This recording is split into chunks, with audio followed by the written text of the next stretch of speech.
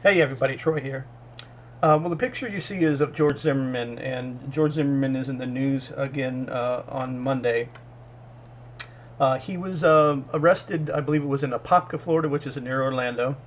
And I know one of the charges is domestic violence, and I believe that there's a couple other charges coming. And from what I could get information about, George Zimmerman was living with his now girlfriend. And from what I hear from the story, whether it's true or not, and I'm just just passing on information that I've found out. Whether, and like I said, sometimes the information you get might not be true, but I guess she told him that she was pregnant, and for some reason she says that he got irate and mad. She claims he pointed a gun at her, and he pushed her out the front door and locked the door, and evidently puts like barricaded the door somewhat. The police came to the she called the police. She gives him the keys to the house. They open up the door, and he's arrested without any incident, from what I hear. And so, of course, with if there any is domestic violence, somebody usually has to go to jail. So that I understand. And he'll probably have some other charges too as well if he actually if it's proved that he did point the gun at her.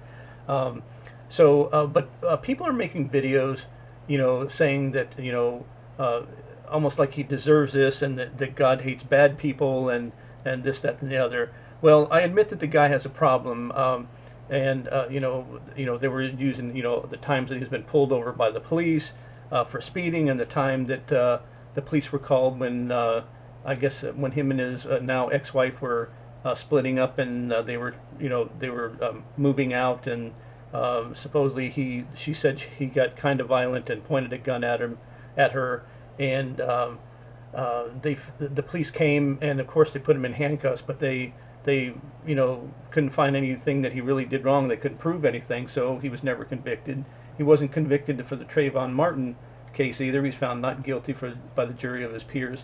So the man really hasn't been convicted, but I think with this one they're definitely going to get him this time.